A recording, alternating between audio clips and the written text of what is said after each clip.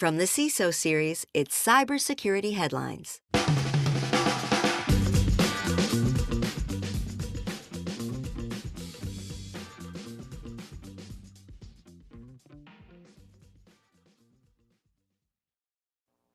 What brought AWS to a crawl?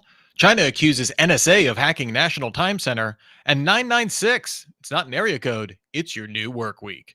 These are some of the stories that we have selected from this past week's cybersecurity headlines, and we are now looking forward to some insight, some opinion, and indeed some expertise from our guests, David Cross, CISO at Atlassian, and Montez Fitzpatrick, CISO at Navis, both veterans of the Week in Review. Glad to have you both here on this, our last Week in Review show. Thank you both for being here. I can't wait to get into the news. Well, thank you. Rich, last time you said was the last time, but here I am. We keep it when good things happen and you don't want it to stop. I think we'll get into what's coming next. Don't worry. There's more of this. If you like this, we will have more of it. Stick around for the end of the show. We will get to it. Before we do so, I have to thank our sponsor for today, ThreatLocker. Assume everything is a threat.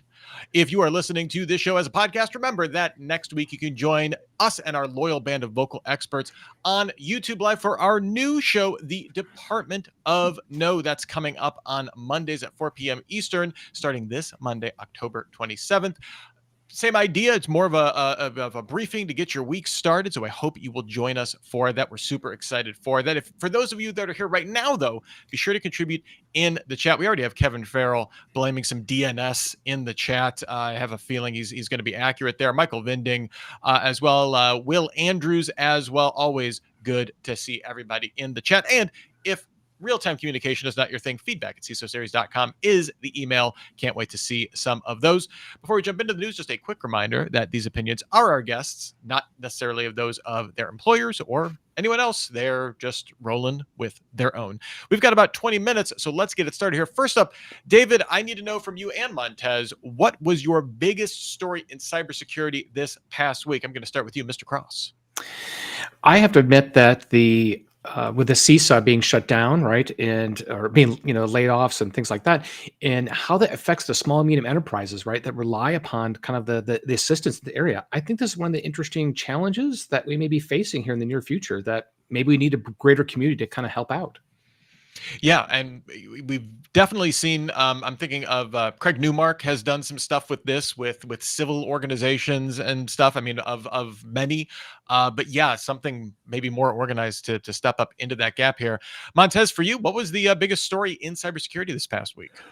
Can I say ditto? Well, I did. Yes, I will ditto. allow it. And for, of course, all the reasons that David mentioned, but as well, and I'm sure David also has some connections like I do. Know some folks over there, and there are very high quality individuals that are over there. Good peers, and it's just it's a shame because what's provided was necessary. Yeah, and I always like to say, civic minded too, right? Like you're not working for CISA because it's the best paycheck you can get. Benefits are probably pretty good, but like people that are very mission focused, right, usually are kind of drawn to those roles, or especially as you get kind of in the upper echelons of leadership there. So yeah, definitely, it's easy to forget the actual people that impacts as opposed to the scope, of how this will impact the industry. So thank you for bringing that into focus, Montez. I appreciate that. Well, the one thing we do know, it wasn't DNS that's causing that. So I'll leave it at that. You know what? You found the silver lining, because we cannot say the same for AWS this past week. DNS race condition brought AWS to a crawl last Monday. This was a story that caught everybody's eye. When AWS goes down, it tends to be, I don't know, bringing most SaaS apps with it seems like. And it turns out the cause of this most recent outage was a DNS failure, specifically a race condition in DynamoDB's automated DNS management system that left an empty DNS record for the service's regional endpoint. Oops. I mean, we've all had bad days, and even a large player is, every large player that's been in this category has made a similar mistake at upgrade or coding or something like that, and things just tend to go kablooey. I'm curious though, given the scale of these types of outages, specifically for AWS East 1, how do you feel about the solidity of the global internet ecosystem? Montez, what are your thoughts on this? Well, I think the most important aspect of this is that Amazon said, "I'm sorry." let's not let's not take that for granted. You've been in technology for long enough. You know that you just can't trust technology, and I think that we would be behooven to ensure that we aren't really just focused in on one particular stream, right? And so that that's on incumbent upon us to ensure the availability of our systems, and that may mean diversification. I mean, David, for you, is the fault not in our stars, but in our multi-cloud? Well, great question. Yeah, certainly, I think I felt it firsthand myself is because, hey, it was a Monday Night Football game, and a season ticket holder for the Seahawks is mobile tickets. I can't get my mobile tickets. Oh, Oh, what's going to go on? But this makes you take a step back, right, and say that, well, what if there was something on security I was depending upon at that moment, right? Would I totally be lost, not have security? And so I think this is where organizations and people, let's say the Marconi Society, I think next month, like the Internet Resilience Forum and Workshop, right? How to look at this broader problem, right? And solve it, because it's Amazon may be able to do some things, but think about everyone else. How do they have resilience in these types of cases? yeah, that's one of those things where you build out your infrastructure, but when the the failure is AWS, that does make it tough. I've seen kind of calls for my favorite part about any of these kind of outages is the deluge of LinkedIn think pieces of what this can teach you about whatever business subset you have on there of varying degrees of, oh, that's actually insightful, to, oh, this is clickbait. One of the more interesting ones it got me thinking was, and I can't remember who it is, I do apologize, but kind of calling for AWS Cloudflare name piece of internet infrastructure is treating that like critical infrastructure, thinking about it kind of in those terms. I don't know if that helps people that are building and trying to build resilience depending on that, but does that kind of line of thought, does that have any credence for you, Montez? As I'm thinking about catching up to what you were saying, the first part was I was like, man, I missed out on getting in on some of the grift myself, and so You got that's to. me. That's a fault of mine. I need to rectify that. But seriously, the reality of the situation that we're facing, and what it actually means to be critical infrastructure, whether that's an actually a named something something that we're naming it or not. I don't know that actually matters. And so the functional piece of it is that it is critical for a lot of organizations. And then if you are relying on that criticality, I think that it is incumbent upon you as a technologist to ensure that these critical pieces stay up. Now, if you mean it from the broader aspect of like, oh, okay, like national infrastructure, now that is a potentially a different conversation, and I don't have the answer to that, but I bet you David does. Yeah, I mean, David, like, Mhm. obviously that carries a lot of baggage with it, right? When we're framing it in those kind of terms, is that too bombastic, or given that, hey, I couldn't get into my Monday Night Football game potentially, you know, that that's pretty that's pretty. If that's not critical, what could be? Well, it's not the end of the world. The Seahawks still won, right? So I'll leave it at that. But I think this is what, we say chaos theory and chaos monkey and things like that. It's like, this is what resilience is all about. And like, why we're trying to, as a community and things like that, how we are ready for these, right? And have that resilience. And I think that's the biggest takeaway from my point of view. All right. Well, next up here, China accuses NSA of hacking National Time Center. China has accused the NSA of carrying out cyber attacks on its National Time Service Center, claiming the attacks exploited messaging service vulnerabilities and 42 types of special cyber attack weapons, sure, between 2022 and 2024. The center maintains and distributes China's official standard of time, and this supports critical systems like communications, financial frameworks, power grids, transport, defense, space shuttle launches, you name it, it's in there, meaning any disruption could have widespread consequences. Sounds like a single point of failure to me. Uh, David, I guess you could say that time is on our side for this situation. Uh, and now let's throw all the geopolitical grains of salt we need to on this. But assuming this accusation is correct, would you worry about any unanticipated repercussions, including those widespread consequences? China, if I recall, seems like they have a pretty big footprint. They do, and certainly I think as one of the things I was thinking about is this is kind of standard, kind of procedures that we've known about for the past, I don't know, hundreds of years or maybe the past 100 years, right? Is that there are spies, there's activities, there's some stealth activities, and sometimes they get exposed, right? And I'm not personally I'm not alarmed by this because I think they're going to continue to understand where the weaknesses are in various places, and this is what governments do to plan for various things in the future. Montez, is this, I guess, geopolitical power at work? Just this is cyber is now just part of the toolkit, right? Within this, as opposed to diplomacy, military. That cyber is just another avenue for that.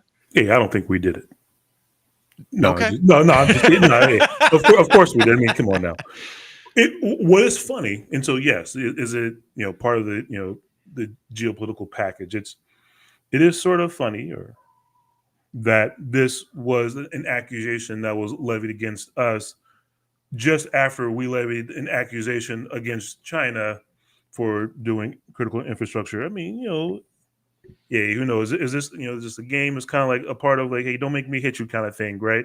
And so I don't know if that is it just seems awfully convenient that after we've accused China of doing some critical infrastructure sort of tradecraft, that then they say, well, then you guys as well have also done this, which I think we all know that everybody's doing a little of everything. Yeah, a little bit of tit for tat, and also, I mean, I always think of this as in terms of like proving capability, right? Like at a certain point, like the NSA almost being found out isn't beside the point. It's knowing that they can do operations like this.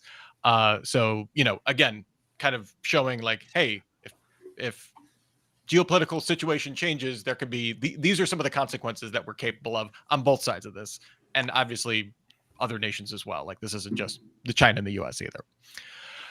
Next up here, deep tech work culture pushes for 72-hour work weeks. The pace of intensity of development and growth in the tech sector responsible for AI, semiconductors, and quantum computing has resulted in many companies eyeing an extended work culture to keep up.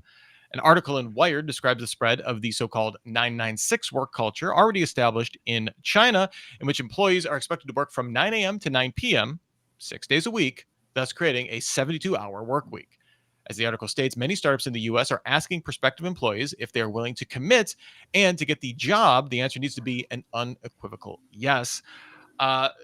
David, from your perspective, do you think CISOs would be willing to ask their employees to commit to a 996 style work culture? And would a 72-hour work week actually be a reduction from your current time obligations as a CISO?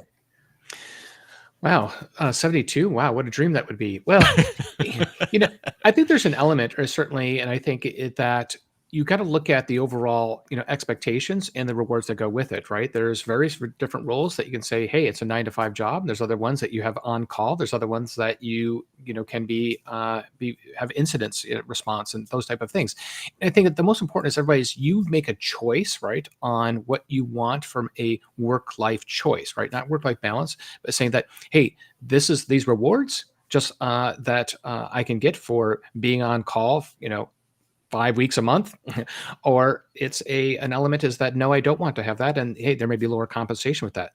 And certainly I think it leads to, I think it was yesterday's Wall Street Journal, where it's talking about, the people in AI saying, hey, you're working the 100-hour work weeks, right? But maybe you'd be getting $1 million bonuses. Well, you can make a choice. Is the 100-hour work week worth $1 million bonus or not? So Montaz, are you up for the 1 million, or no? You're 9 to 5. Well, I would say, a 12-hour work week on college football Saturday is heinous work. Let's just say that off the jump. But, there's a risk reward. If you are duly compensated for the extra time and that, that matters to you, especially, you're maybe a young gun such as myself, right? Just to, that would be, willing to, do that for a bit of time for just reap some reward. But I think the overall sense of it, unless you are entrepreneurial in spirit, right? That that's not just something that can be really tractable. That's just not, you can't do that for an extended period of time. You're going to burn out. Yeah, I was going to say, we always talk about SOC burnout and stuff like that. And certainly there are a lot of things that go into that, but I can't imagine a 12-hour workday, 6 days a week is like going to make that better. Admittedly, there are some other things you could do in there to, I'm not saying just time alone is going to lead to burnout, but Steve, I'm curious if you have any thoughts. Our producer, Steve Prentice, jumping in. Yeah, this burnout thing. I mean, it sounds interesting to have a nice big paycheck for doing that kind of work for a while, but how does that affect long-term strategy for an organization if you're going to have a churn of people who just can't handle this for more than a 6-month period? It seems like it's playing with fire with regards to having a reliable group of people to maintain your organization. Well, Yeah, I can jump in. The one thing is I think we all try to avoid is, being in the industry is like avoiding the security sine wave, like all hands on deck, things like that, everyone killing yourself, and then it dips down again. And then, kind of going this up and down, up and down. And I think that's very frustrating versus trying to get a very balanced, right, and plan. So, yep, we can peak up a little bit and we can peak down. And I think planning it out is how you can operate in that rhythm is probably the best things you can do as an organization. Just one final point, if I may. There's a term in Japanese called karoshi, which means death from overwork. And the Japanese experienced this in the 60s and 70s when they were doing these kinds of hours, and people were just literally dying of heart attacks. And they had to move that back because karoshi just doesn't help the workforce overall. I also think it's just kind of funny that we're dealing with AI companies that are selling us services that are going to enhance us, right? To allow us to work less. We're worried that AI is going to take our jobs, but also you need to work a 12-hour job to work at one of these AI companies. Just some odd messaging, I think, but we got a really good comment in here from Michael Vinding. There's also studies showing that your productivity drops drastically when you approach those conditions for a prolonged time. And I would say,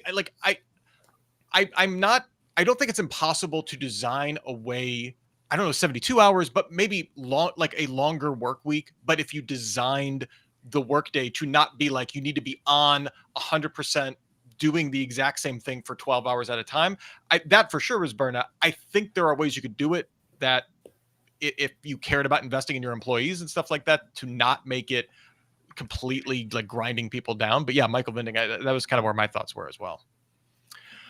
All right, well, before I move on to our next segment, we have to thank our sponsor for today, and that is ThreatLocker. Cyber criminals don't knock. They sneak in through the cracks other tools miss. That's why organizations are turning to ThreatLocker. As a zero-trust endpoint protection platform, ThreatLocker puts you back in control, blocking what doesn't belong and stopping attacks before they spread. Zero-trust security starts here with ThreatLocker. All right, next up here, hundreds of thousands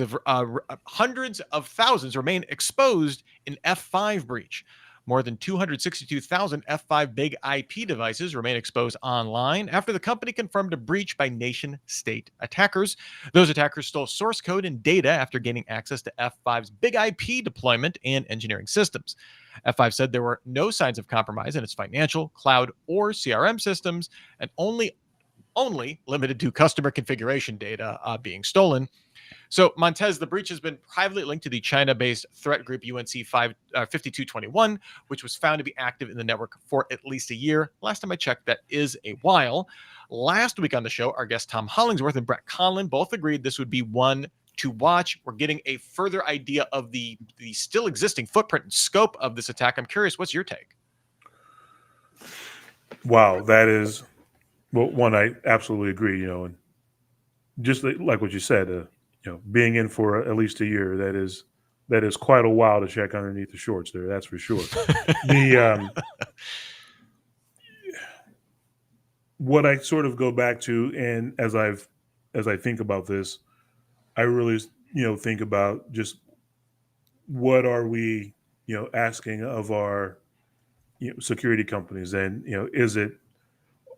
are what we're asking, is it appropriate? The level of, the scrutiny and the level of, the hey, be up and just what, are we asking them to solve a problem that is maybe a bit beyond where their current resources are. And if that is the case, as I answer your question with a question, if that is the case, then how do we get these vendors to where they need to be? Because F5 is no small insignificant vendor, and certainly there were plenty of mistakes made here. I am certain of it, but being human and all that, and as we know in our business, we have to be right 100% of the time, which is probably nearly impossible.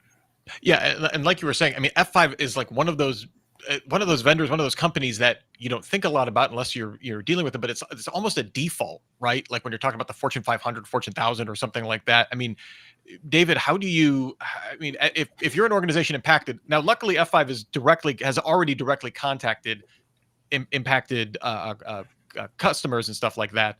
So to me, there is a level of transparency here. I think F5 is not dropping the ball when it comes to comms that we've seen in some other hacks and stuff like that. But like, how do you start to kind of wrap your head around this, David? Well, the one thing that came to mind, which I saw across the community, is as soon as this kind of leaked out, this was published, whatever, everyone got the reminder of Log4j. Hey, hang on, do we have Log4j? Oh, do we have F5 Big IP? Who's got it? Do we have it? Do we not? This is the time again. Do you have an asset inventory? Do you have a software inventory, hardware inventory? And knowing what you have is that, hey, are you impacted or not? And it's amazing. I think that's a refresher here. It's been a couple of years since Log4j, right? That people are realizing that, wow, do I have a good inventory? Is it reliable? Do I know I need to patch something or deal with something? And I think that's the friendly reminder that we all got after this case. Yeah. That is one of those questions where I'm not a cybersecurity professional. I just like to talk with them on a weekly basis. But one of those things where it's like, oh, just knowing what you have is actually like an amazing challenge. And when you and once you think about the scope of most large organizations that would be big like F5 customers, yes, they have a lot of things that they need to manage. But just being able to solve that question quickly is such an advantage for these organizations. So yeah, really great point, David. Thank you for that. Next up here, multiple CISA divisions targeted and shut down layoffs, according to sources. We kind of led the show with this, but I wanted to dig a little deeper.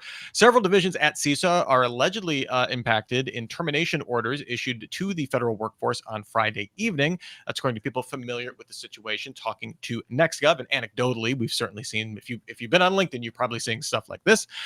The orders affect staff within the Stakeholder Engagement Division, as well as the Cyber Defense Agency's Infrastructure Security Division. We already talked about knowing some people that have been impacted by this.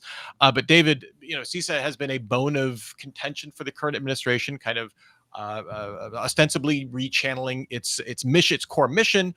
If these types of terminations occur and continue to occur, I'm curious, what's the backup for people who rely on CISA? We talked about, I mean, is it civil organizations? Is it CISOs networking together, or where are we going here? Yeah, I see this as a continued call to the community, things like, the CISO Series or in the CISO Society and other communities, the Team 8, villages and others like that, is that we really need to have a place that people can go, is that when you need help, you can call out and there's help there. Because especially small to medium, enterprises and the SMBs, that they're not likely to always have cybersecurity experts or threat intelligence experts and things like that. They need help. And so I think this is a community. We need to bond together and kind of help nourish these communities to defeat the common enemy that that we will continuously see for our entire career. I mean, Montez. I mean, community. Listen, as working with the CISO series, I'm all for building community and helping that. Is that, I guess, enough given kind of the breadth that CISA had taken on itself over the last 8 years across 2 different administrations? Well, I think it'll have to be, and because if those roles are no longer filled and that function is no longer done, that is the alternative, and so there are some CISA's mandate and vision and function was somewhat unique, but there are some small overlapping there, and such as the InfraGard and then and the various community working groups that are that happen to be within the different regions all across the country. And certainly there is certainly no harm in getting together and talking with your peers, having that partnership with, with local law enforcement, because there may be some intelligence that they might be able to bring over to you. And honestly, these are, barring the function of CISA being around or not, these are things that we all should be doing anyway. We really should be, talking more often, which is why, I'll be calling you at 6 a.m. sharp tomorrow, Rich. Well, my son is an early bird, so I'll be up on probably my second cup of coffee. So no problems there, Montez. This is what I want to know from our community. Feedback at CISOseries.com. Let us. I'm genuinely curious. Are you following with Montez? Are you working with local law enforcement, doing those community building efforts? There's a lot of support. I don't even want to call them support organizations, but networking organizations, information sharing organizations. Like, what are you doing? Is there just a killer Slack group that we all need to be part of? If so, send us the invite. Feedback at CISOseries.com. That's what we need to know. Real quick, I want to get on this story because it is the awesomest story of the week. We got to just give it some love here. Laser auto cyber attacks emerge. That's not me mush mouthing it. Those are actual words that mean something. Researchers in France have developed a new chip to defend against laser fault injection attacks targeting automotive microcontrollers. Let's let those words sink into your brains for a second. The chip adds an insulating oxide layer that makes it harder to manipulate circuits with focused laser beams, frickin' laser beams, if you will, including attacks that can flip bits or bypass authentication. It also improves cost efficiency and helps automakers meet global cybersecurity standards. We've heard about bit flipping. You talk about like row hammer attacks on, on more consumer level hardware and that kind of stuff. We obviously need this kind of research. Is this anywhere on your risk radar, David, for you? Like worrying about bit flips from lasers in your car?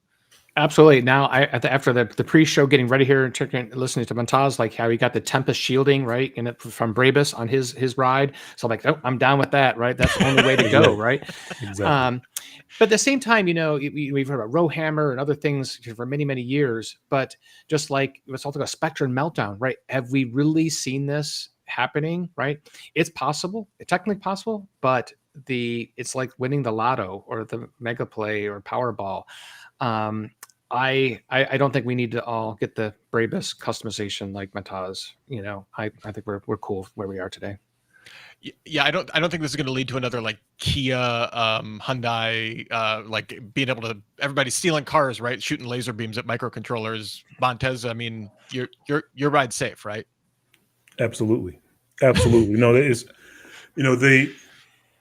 the conditions for this, right, were obviously very controlled. In a lab, the conditions, everything was well known. But I think what really underscores here is the fact, and you talked about it before with the Kia Hyundai, is that these what it illustrates is the side channel attacks, right? And I think security professionals, we don't necessarily forget about that, but sometimes we sort of put it to the side, and with the necessarily I have to think about reapplying the Tempest shielding, and right, things like that. So it is something that should be illustrative of our own environments, just as like, this doesn't apply, but there is a lesson here, and there is something about side channel that we need to also make sure that we pay attention to.